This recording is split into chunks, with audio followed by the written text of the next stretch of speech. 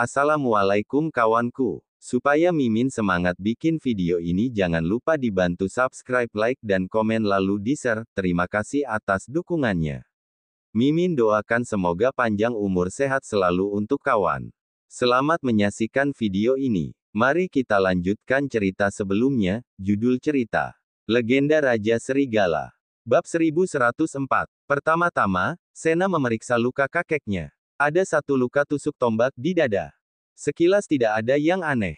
Kemudian, dia memeriksa jenazah pemimpin Sekte Kebangkitan Ilahi yang memiliki satu luka tusuk tombak fatal. Pemimpin Desa Charning mendapat satu luka tusuk tombak fatal. Master Paviliun Penjaga mendapat satu luka tusuk tombak fatal. Posisi tusukan di semua jenazah sama, yakni dada. Anehnya, tusukan itu tidak menembus jantung, melainkan hanya menyenggolnya, entah karena pergeseran energi, pengendalian sudut yang tidak tepat, atau posisi jantung yang berbeda. Apa yang terjadi? Apakah Teguh yang melakukannya? Nona Sena. Saat Sena tengah kebingungan, seseorang datang membuka pintu. Itu adalah Maira dari Paviliun Penjaga. Melihat apa yang dilakukan Sena, Maira segera bertanya dengan kening berkerut, "Apa yang kamu lakukan?" Sena menjawab dengan serius, "Aku datang untuk melihat jenazah kakek. Tapi, aku menemukan sesuatu yang aneh." "Apa itu?" Sena menunjuk ke arah jenazah-jenazah itu seraya menjawab, "Nona Maira, lihatlah luka mereka." Maira segera memeriksanya. Bukan hanya Sena, Maira pun menemukan keanehan yang sama. Posisi luka di semua jenazah sama. Namun, tak ada yang melukai jantung, organ vital yang fatal bila terluka. Jika hanya satu orang yang mengalami, mungkin bisa disebut kebetulan. Namun, semua jenazah mendapatkan luka yang sama. Ini jelas bukan kebetulan belaka. Bagaimana bisa begini? Maira bertanya penuh keraguan, seolah-olah sedang bertanya dengan dirinya sendiri sekaligus pada Sena, kalau Teguh ingin membunuh mereka, kenapa dia seceroboh ini? Sena pun tak mengerti. Kalau dia tahu jawabannya, dia tak akan kebingungan begini. Dong. Tepat pada saat ini, suara lonceng perlahan terdengar dari luar. Konferensi seni bela diri kuno akan segera dimulai. Keduanya saling bertukar tatap, diam-diam menyimpan keraguan mereka terhadap Teguh. Lalu, keluar dari ruangan belakang menuju arena.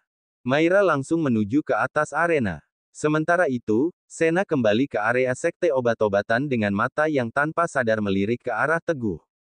Pria itu sudah kembali duduk di tempatnya. Luka tusukan pedang di dadanya terlihat jelas, tetapi dia tak berusaha menutupinya. Saat ini, dia sedang memejamkan mata dan tampak memulihkan diri. Hadirin sekalian, para pemimpin sekte, serta rekan-rekan seperguruan. Maira memimpin acara di atas arena. Demi menegakkan keadilan seni bela diri kuno, menciptakan keajaiban seni bela diri kuno, memperebutkan tahta pemimpin aliansi seni bela diri kuno, dan membangun legenda seni bela diri kuno. Aku mengumumkan, konferensi seni bela diri kuno kali ini telah resmi dimulai. Dipersilakan bagi rekan seperguruan pertama yang ingin memperebutkan tahta pemimpin aliansi seni bela diri kuno untuk naik ke atas arena. Begitu Maira selesai bicara, para hadirin. Pada perhelatan akbar hari ini, izinkan aku membuka jalan. Tiba-tiba, seorang sesepuh melompat ke atas arena dan memberi hormat ke sekeliling. Orang ini adalah pemimpin pemujaan kedua dari Desa Charning, Kazi Si Angin Puyuh Hitam. Dipersilakan penyerang untuk naik ke atas arena. Maira mengingatkan, pukulan tak punya belas kasihan, pedang pun tak punya mata. Meski para ahli seni bela diri kuno selalu bisa mengendalikan diri, terkadang ada juga yang tak bisa. Jadi, mohon hati-hati. Setelah mengatakan ini, Maira turun dari arena dan menyerahkan panggung utama kepada para ahli seni bela diri kuno. "Kazi, aku ingin menantangmu." Seseorang bersuara, dia juga seorang sesepuh. Dengan kulit kehitaman dan mata yang berkilau tajam. Setelah berkata begitu, dia segera melangkah menuju arena. Silakan. Bab 1105. Dipersilakan. Pertarungan pun resmi dimulai. Keduanya sama-sama berada di tahap awal alam kaisar kultivasi. Pertarungan keduanya berlangsung sengit. Akhirnya, setelah bertarung puluhan ronde, Kazi menemukan celah milik si pria tua hitam. Lantas, dia melancarkan serangan dahsyat ke dadanya hingga si pria tua hitam memuntahkan darah dan jatuh ke arena, sebelum selanjutnya mengakui kekalahannya. Beberapa pertandingan berikutnya juga terjadi antara para ahli tahap awal alam kaisar kultivasi. Pada akhirnya, peserta bernama Abiloka yang keluar sebagai pemenang. Kekuatannya ada di tahap menengah alam kaisar kultivasi. Pertarungan mereka tampak seru dan penuh semangat. Namun, bagi para ahli sejati, itu terasa membosankan. Abi, perjalananmu di konferensi seni bela diri kuno berakhir di sini. Tiba-tiba, suara dengan nada yang lebih sombong daripada Abi menggema di seluruh arena. Itu adalah Noah, kepala keluarga Yadira, juga seorang ahli alam bela diri dewa. Tingkatannya sudah bukan rahasia lagi di dunia bela diri kuno. Alam bela diri dewa, rasa takut menyergap benak Abi. Namun, dia tetap bicara dengan penuh percaya diri, Pak Noah, saya juga ingin melihat apa yang membuat ahli alam bela diri dewa berbeda. Silakan, dipersilakan. Noah yakin bisa mengalahkan Abi dengan mudah. Jadi, meskipun dia mempersilakan, dia tidak benar-benar bergerak, sebaliknya. Noah justru berdiri dengan gestur angkuh di tengah arena, tangan terlipat di belakang, dan sorot mata tegas. Melihat ini, Abi tak bisa menahan diri. Noah terlalu meremehkannya. Serang, Abi berteriak keras. Palma 8 naga yang diwariskan oleh leluhurnya hendak menghantam Noah dengan kekuatan penuh. Noah mendengus dingin. Ketika Abi sudah dekat, dia baru mengangkat telapak tangannya. Perlahan pun pasti, dia menamparkan dada Abi. Huek! Bagai tersambar petir, seluruh tubuh Abi terlempar bak bola meriam hingga mendarat di luar arena. Kondisi itu terjadi hanya dengan satu tamparan telapak tangan Noah. Di udara, terlihat jelas jejak darah memanjang yang begitu mengerikan. Brak. Akhirnya, Abi terjatuh di area kekuasaannya sendiri, bahkan dia menabrak dan merobohkan beberapa kursi. Saat ini, dia terluka parah dan tak mampu bertarung lagi. Cek, Raja Sihir Racun berdecak pelan di belakang Teguh. Dia berkata dengan suara rendah, Abi adalah master terkuat di salah satu sekte di Laut Selatan. Dengan kekuatan di tahap menengah alam kaisar kultivasi, dia setara dengan Wineshtirta, Triyasa Ananta, dan Disnu. Namanya sudah terkenal selama bertahun-tahun. Sayangnya, dia dikalahkan Noah hanya dengan satu tamparan. Kelihatannya, Noah ingin memanfaatkan kekuatannya yang luar biasa dengan kejam guna mengukuhkan posisi keluarga Yadira di konferensi seni bela diri kuno. Apalagi, kamu pun masih punya dendam besar dengan keluarga Yadira. Pada titik ini, Raja Sihir Racun tersenyum penuh arti tanpa melanjutkan ucapannya. Teguh tak menjawab. Bahkan, Teguh tak membuka matanya. Siapa lagi? Di atas arena, Noah berteriak lantang ke segala penjuru. Suaranya menggelegar, menggetarkan langit dan bumi. Banyak kekuatan terdiam sejenak. Tak ada yang berani naik untuk bertarung dengannya. Semua terintimidasi oleh aura Noah. Keluarga Tirta, keluarga Ananta, keluarga Sialagan. 3 keluarga besar seni bela diri kuno itu tampak sudah sepakat sebelumnya. Mereka tetap diam tanpa bersuara apapun. Jelas sekali, pasca kematian Tejasvi, ketiga keluarga itu seperti diam-diam telah bersekutu. Mereka berdiri di pihak berlawanan dengan teguh dan memilih untuk tak lagi bermusuhan dengan keluarga Yadira. Nona Maira. Noah tiba-tiba menatap ke arah Maira di barisan kursi paviliun penjaga. Kemudian, berkata dengan senyum palsu, karena nggak ada yang berani melawanku, maka aku sendiri yang akan memilihnya. Maira agak tersentak. Namun, Noah tak peduli dengan itu. Pedang air mata kuning miliknya menunjuk ke arah Teguh. Hei, Teguh. Apa kamu berani naik ke atas arena dan bertarung denganku sampai titik darah penghabisan? Bab 1106. Begitu kata-kata provokatif Noah bergema di udara, semua orang di area serentak menoleh ke arah Teguh. Terutama Sena. Sena baru kehilangan kakeknya, menusuk Teguh dengan pedang, lalu teringat akan sikap dingin Teguh saat mengakhiri hubungan keduanya. Karena itu, luka hatinya masih terasa perih. Namun, saat ini dia tak kuasa menahan diri untuk tidak melihat ke arah Teguh. Tatapan matanya tampak rumit. Bibirnya terlihat agak terbuka, seakan-akan ingin mengatakan sesuatu, tetapi tidak bisa. Sesaat kemudian, Teguh memberi tanggapan. Sebuah tombak panjang melesat bagaikan meteor, secepat kilat mengincar dada Noah. Itu adalah tombak kijang perak. Menghadapi tantangan Noah, Teguh tak menunjukkan kelemahannya sedikit pun. Dia memilih untuk menanggapi dengan cara yang tegas dan penuh semangat. Klang! Ketika tombak panjang itu melesat ke arah dadanya, Noah mengumpulkan energi yang luar biasa untuk memperkuat pedang air mata kuning miliknya. Mengayunkannya sekuat tenaga dan membelah tombak Teguh dengan satu tebasan. Pertempuran sengit pun meletus. Tombak kijang perak terlempar di udara, tetapi tidak jatuh ke atas tanah. Teguh meluncur dari kejauhan sembari memegang gagang tombak dengan mantap. Meski luka tusukan pedang di dadanya sudah diobati seadanya, bekas darah merah di bajunya tidak dapat dihilangkan. Hal itu menjadi kejadian yang mencolok di arena. Para penonton yang menyaksikan adegan ini mulai berbisik-bisik. Teguh tak mau mengalah. Dia langsung meluncurkan tombak perak 9 langit tingkat 6. Noah yang berada di alam bela diri dewa pun tahu, 5 tingkat pertama senjata itu tak punya daya bunuh yang berarti.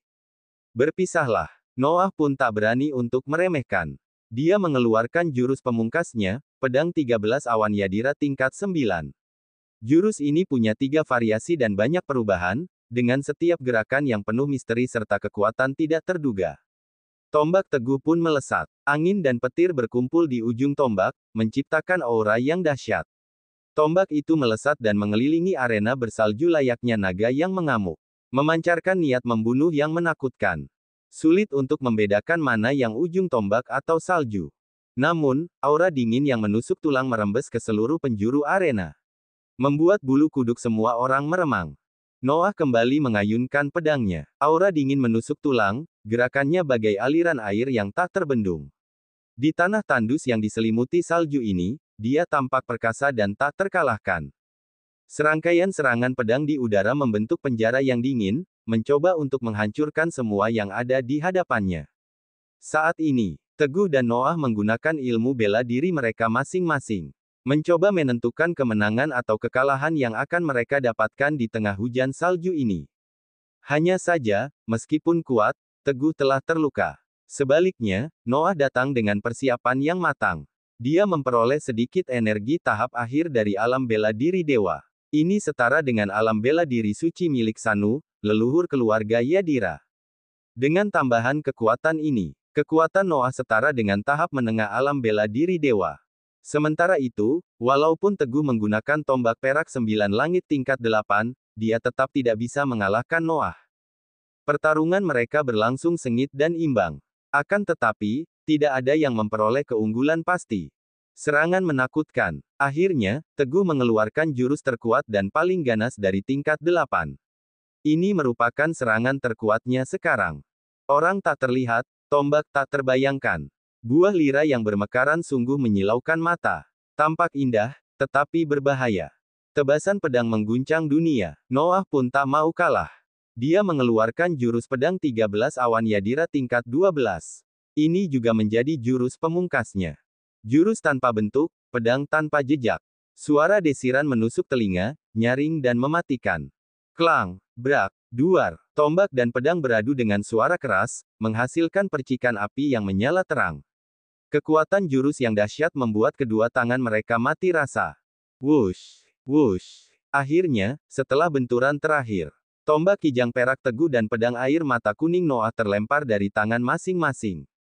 Brak, duar, duar. Kedua petarung itu berakhir terlibat dalam pertarungan fisik yang lebih brutal dan kejam. Bab 1107. Pukulan demi pukulan mendarat di tubuh lawannya dengan keras. Suaranya bagaikan guntur yang menggelegar. Tamparan demi tamparan diayunkan dengan segenap kekuatan. Tenaganya yang kuat bagaikan gunung yang runtuh. Di bawah sana, para penonton menyaksikan pertarungan ini dengan napas tertahan, tak berani berkedip atau sekadar menarik napas.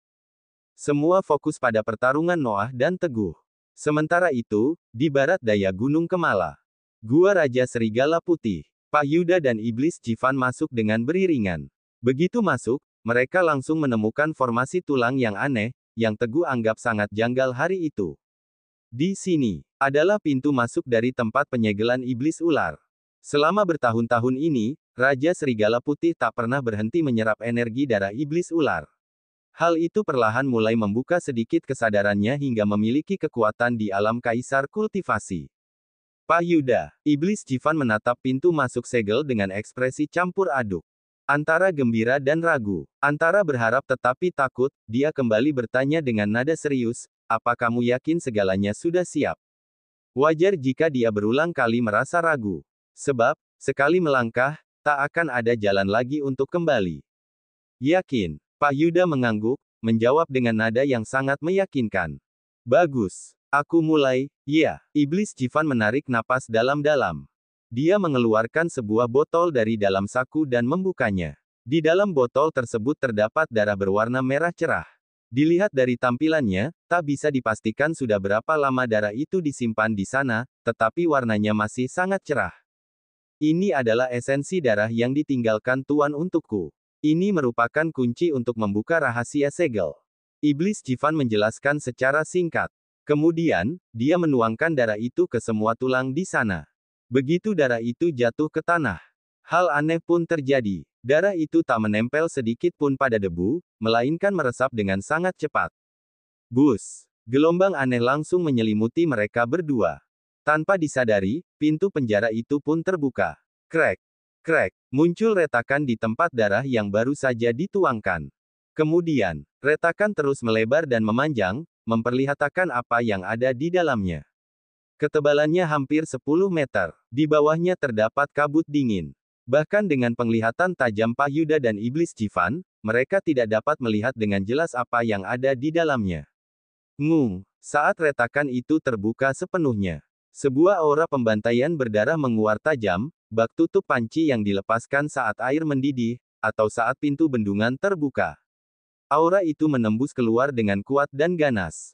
Saat ini terjadi, Pak Yuda dan Iblis Jivan pun sampai mengerutkan kening. Diam-diam mengedarkan energi dalam tubuh mereka untuk melawan.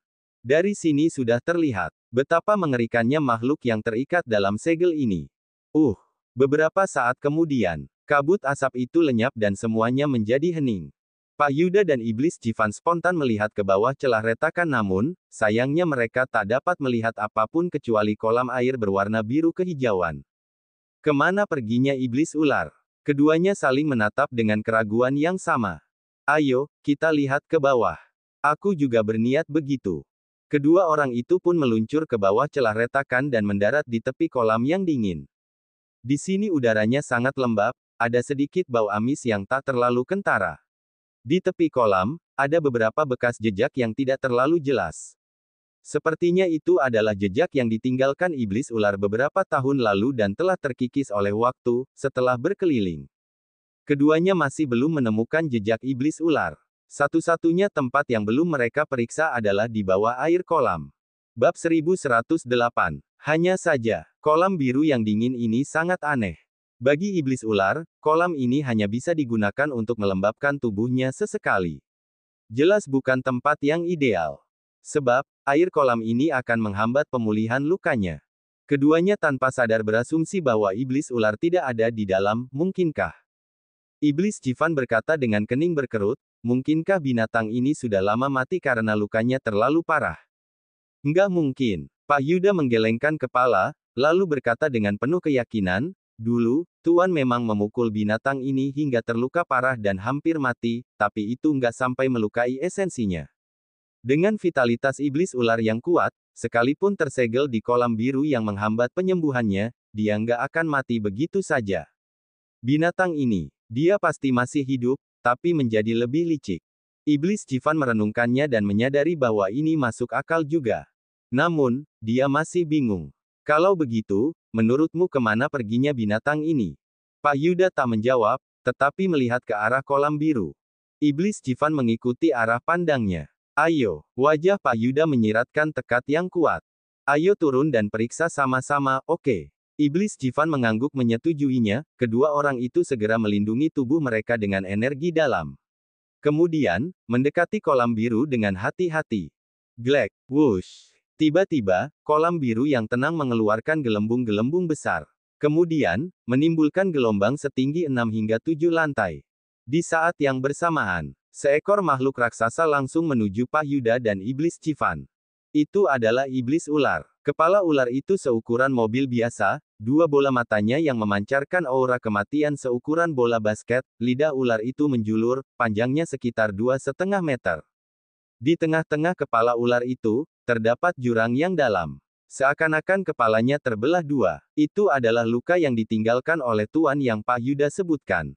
Begitu iblis ular muncul, dia langsung membuka mulutnya yang besar dan berdarah, lantas menyerang Pak Yuda dan iblis Jivan. Membawa aroma busuk yang menusuk hidung. Sementara air kolam tampak berputar dan bergelombang. Seolah-olah akan menelan mereka berdua sekaligus. Wush, wush. Pak Yuda dan iblis Jivan selalu waspada. Sejak air kolam mulai berubah, mereka sudah bergerak mundur secepat kilat.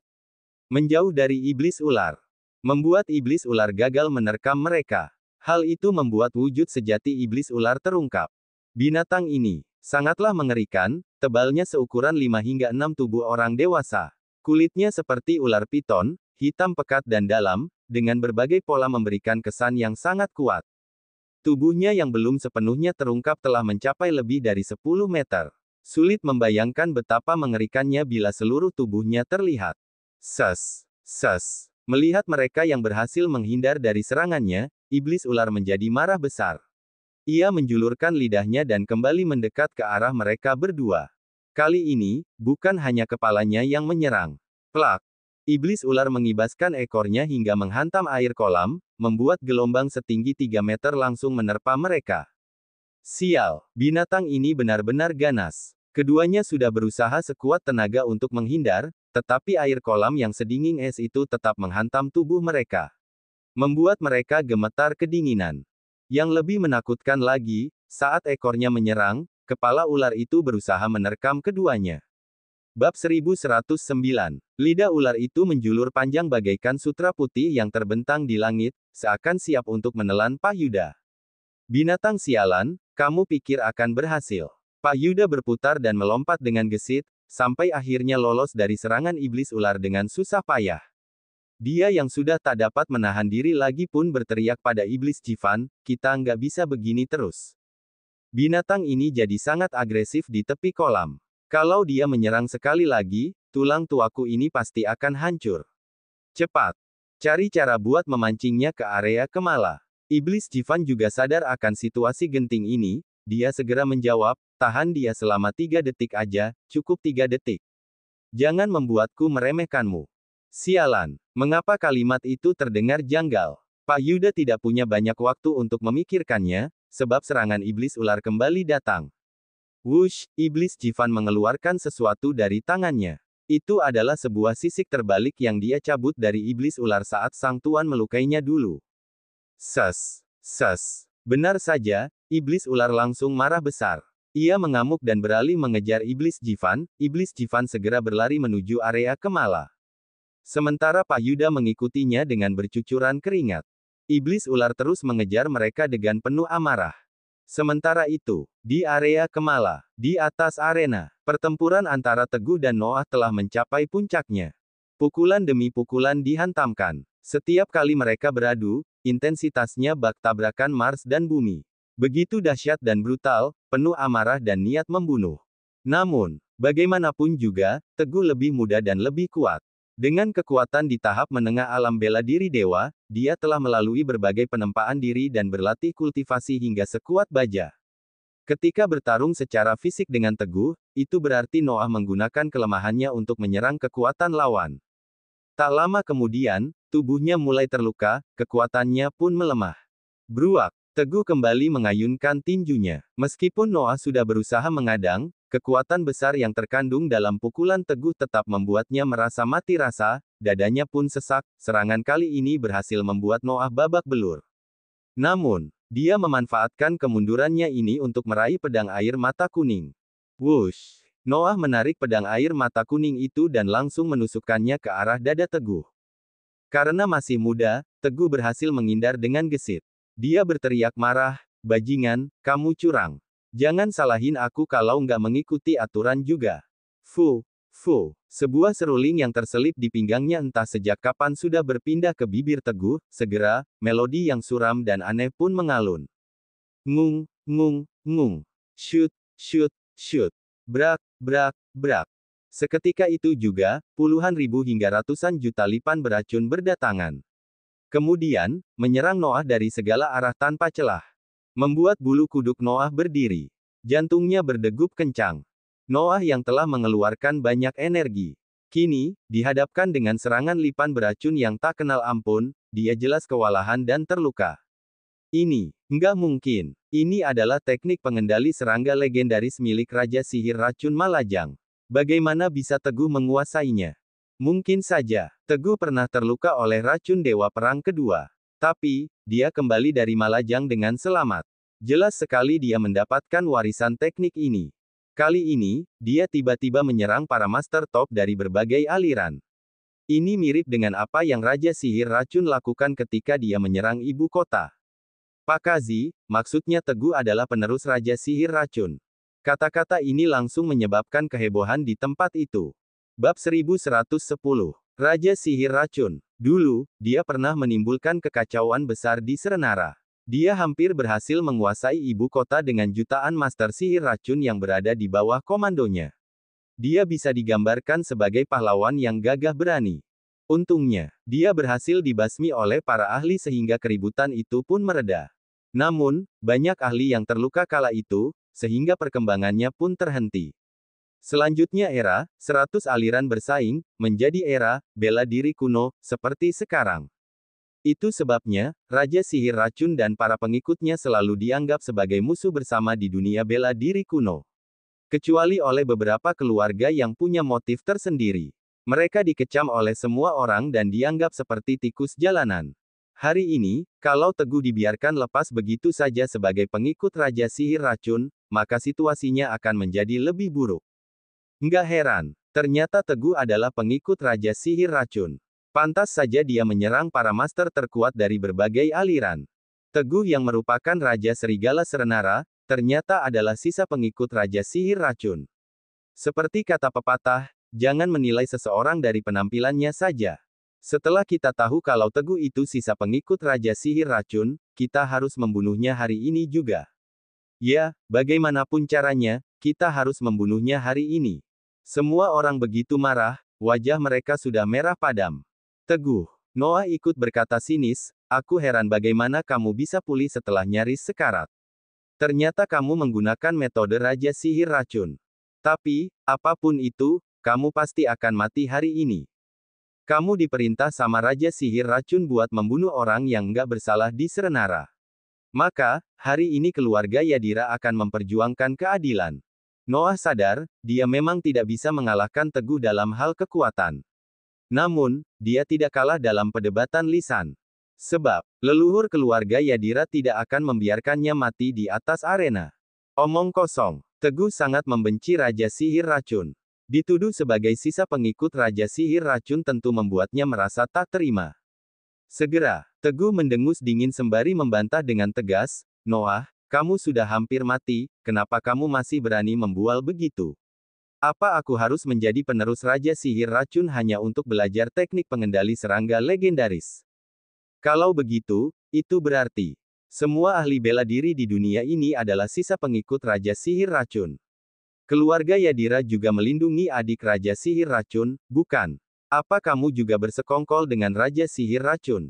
Noah langsung terdiam. Ucapan Teguh memang sulit dia bantah. Lagi pula, Teguh mendengus dingin dan terus mencecarnya, demi memuaskan ambisimu, kamu sudah membunuh banyak orang. Noah, apa pedang air mata kuning di tanganmu itu sungguh pedang keadilan?